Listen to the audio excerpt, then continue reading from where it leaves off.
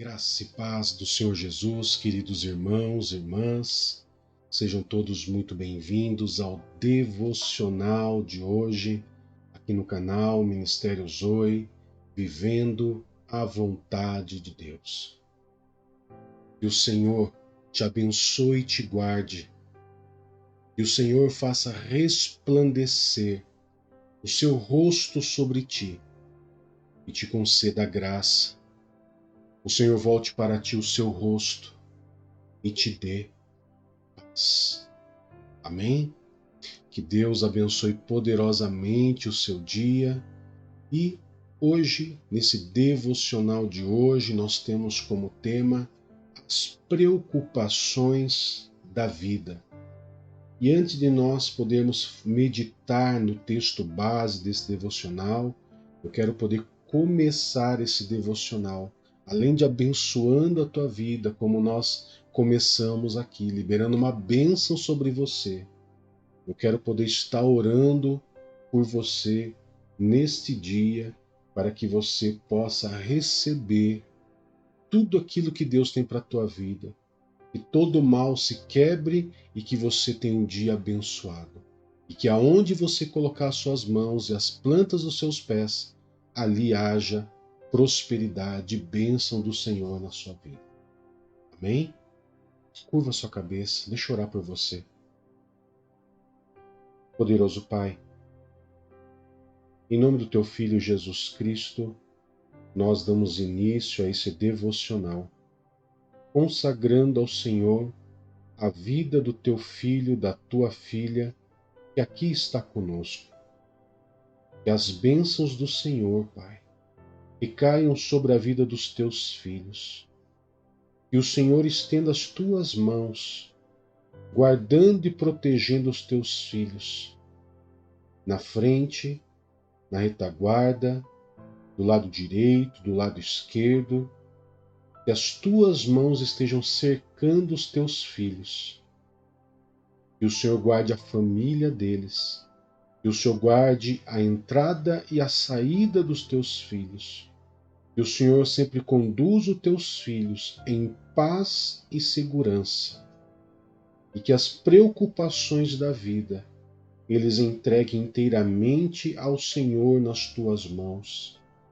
Todas as preocupações, todos os medos, todos os anseios, tudo aquilo que tem preenchido a mente dos teus filhos com ansiedade, todos aqueles que se encontram depressivos, doentes, enfermos, abatidos, em nome de Jesus, Pai querido, eles possam sentir as mãos do Senhor agora, acolhendo eles, consolando eles, Pai, curando, dando consolo, direção, sabedoria, em nome de Jesus, Pai. Amém e graças a Deus. Amém, queridos? Eu quero hoje, nesse dia, poder trazer para você uma palavra onde, como eu disse já no começo, as preocupações da vida. Como não ter preocupações, não é verdade? Todos nós temos preocupações, todos nós temos. Muitas vezes você pode ser uma pessoa bem estruturada financeiramente, mas independente do seu status financeiro, social, todos nós temos preocupações. Ou é com a doença, ou é com filhos, ou são com pais, ou são com familiares. E o que a Bíblia nos orienta diante disso?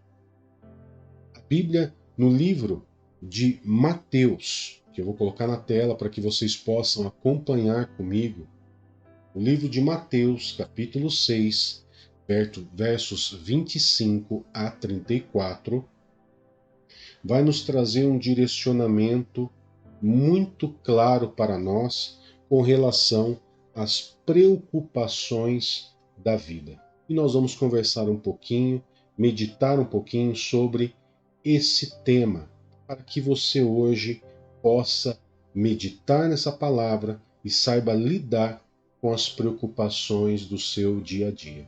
Amém? Vamos lá, vou colocar na tela e você acompanha comigo. Por isso, digo a vocês que não se preocupem com a própria vida, quanto ao que comer ou beber, nem com o corpo, quanto ao que vestir. A vida não é mais importante do que a comida e o corpo mais importante do que a roupa? Observem as aves do céu. Não semeiam, nem colhem, nem armazenam em celeiros. Contudo, o Pai Celestial de vocês as alimenta. Vocês não têm muito mais valor do que elas? Quem de vocês, por mais que se preocupe, pode acrescentar uma hora que seja à sua vida? Por que vocês se preocupam com roupas? Vejam como crescem os lírios do campo. Eles não trabalham nem tecem. Contudo, digo a vocês que nem Salomão, em todo o seu esplendor, vestiu-se como um deles. Se Deus veste assim a erva do campo, que hoje existe e amanhã é lançada no fogo, não vestirá muito mais a vocês, homens de pequena fé? Portanto, não se preocupem dizendo: o que comeremos, ou o que beberemos, ou o que vestiremos? Pois os gentios é que correm atrás dessas coisas. Mas o Pai Celestial de vocês sabe que precisam delas. Busquem, pois, em primeiro lugar o reino de Deus e a sua justiça, e todas essas coisas serão acrescentadas a vocês. Portanto, não se preocupem com o amanhã, pois o amanhã trará as suas próprias preocupações. Basta a cada dia os seus próprios problemas. Amém? O texto, querido, ele é muito direto, né? Ele é um texto extremamente direto com relação às preocupações, nos trazendo ali um direcionamento importante, né? Citando as aves dos céus, citando os lírios do campo, onde nós temos muito mais valores do que esses, ou animal ou esse vegetal. Nós temos muito mais valor do que esses materiais. Sendo assim, Deus ele diz algo bem importante para nós que eu quero aqui que você possa entender. A Bíblia ela nos fala, né, dentro desse contexto que no verso 32, que são os gentios que correm atrás dessas coisas. São os gentios que correm atrás dessas coisas. Em algumas versões bíblicas, você vai ver a palavra gentios, outras você vai ver a palavra pagãos, outros vocês vão encontrar a palavra incrédulos, ok? Por quê? Porque elas são sinônimos. A palavra gentil, na verdade, ela é um termo utilizado, queridos, para distinguir aqueles que eram hebreus, né, judeus, na verdade, né, judeus ou israelitas, tá? Para diferenciar aqueles que não eram, né, judeus ou os israelitas. Ou seja, se não era judeu, se não era israelita, era considerado ali uma pessoa gentia ou um pagão. Porque o significado de gentil ou pagão é exatamente esse. É um grupo diferenciado, um grupo separado. Alguém que não crê em Deus, ou que mesmo que crê em Deus, não segue o padrão de Deus e não se envolve, muito menos se batiza. Né? Por exemplo, se você pegar a Igreja Católica, eu lembro que quando eu era pequenininho, um dia a minha avó falava bem assim para mim, que eu tinha que me batizar. Eu falei, mas por que eu tenho que me batizar, avó? Ela falava, porque senão você vai ser um pagão. Né? Ou seja, o que ela queria dizer o quê? Que quem eram os pagãos? era aqueles que não se batizavam. Então, em algumas linhagens teológicas, os pagãos são aqueles que não se batizam, aqueles que não seguem a Deus, ou aqueles que realmente não creem em Deus, ok? Então, esses são os pagãos e os gentios. E a Bíblia, ela também explica isso no livro de Efésios, capítulo 4, verso 17 e 18. E ali nós vamos entender por que que o próprio Jesus, ele ensina a que nós não venhamos ser como os pagãos, como os gentios. Por que disso? Ele nos ensina, né? Então vamos ver lá em Efésios 4, 17 e 18, que vai nos trazer um entendimento bem interessante sobre isso. Diz assim: assim, eu digo a vocês, e no Senhor insisto, que não vivam mais como os gentios, na inutilidade dos seus pensamentos. Eles estão obscurecidos no entendimento e separados da vida de Deus pela ignorância em que estão, por causa do endurecimento do seu coração. Então aqui a gente consegue entender muito claramente o que, que Deus ele quis dizer, o que, que o próprio Jesus quis dizer lá em Mateus, quando ele fala, quando ele simplesmente ele diz para que nós não venhamos correr atrás de bens materiais, roupa, comida, bebida, né, o que vamos comer, o que vamos beber, porque são os pagãos que fazem isso. Eles se desesperam. E aqui eu sempre deixo claro que quando eu ministro sobre as preocupações da vida, que Jesus não está incentivando ninguém a ser uma pessoa que não corra atrás, que não se preocupa, que não se esforça. Não é isso. Mas é que não faça disso a primazia da sua vida. Que não faça disso o primeiro lugar da sua vida. Ok?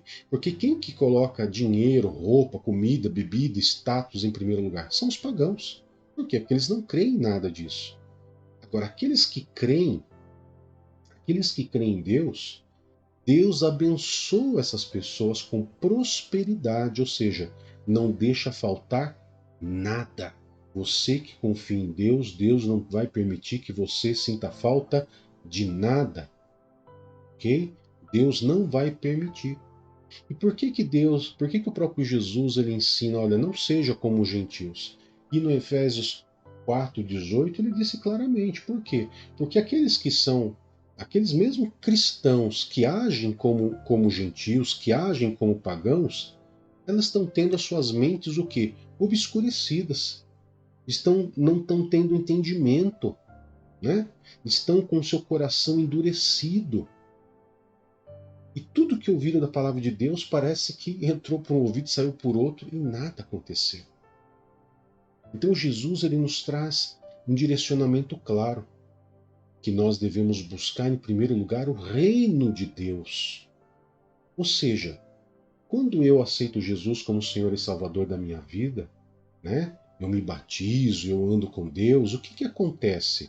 Eu estou dando legalidade para Deus reinar sobre a minha vida, para que o reino dele, já que nessa terra, mesmo eu morando aqui nessa terra, ele venha reinar sobre a minha vida. E se Deus ele reina sobre a minha vida, ele sabe do que eu preciso, ele sabe das minhas preocupações, ele sabe de tudo aquilo que eu preciso. E ele como rei, claro que ele vai te sustentar, claro que ele vai te manter. E como eu disse e reforço, que eu não estou fazendo apologia a você a ficar acomodado de forma nenhuma. Mas o que eu quero dizer é que Deus, vendo o seu esforço, vendo você lutando, Deus ele vai abençoar, Deus vai prosperar, Deus não vai deixar faltar nada para você. Como a própria Bíblia diz, olha as aves dos céus. Olha os lírios do campo. Como a própria Bíblia diz, nem Salomão se vestiu tão bem quanto os lírios do campo, que hoje estão muito lindos, bonitos, mas que amanhã secam e são jogados ao fogo. Então nós valemos muito mais do que isso quando nós entendemos que é Deus que reina sobre a nossa vida e nós permitimos isso e que nós possamos, mesmo diante das preocupações da vida, permitir que Deus tome conta. Amém?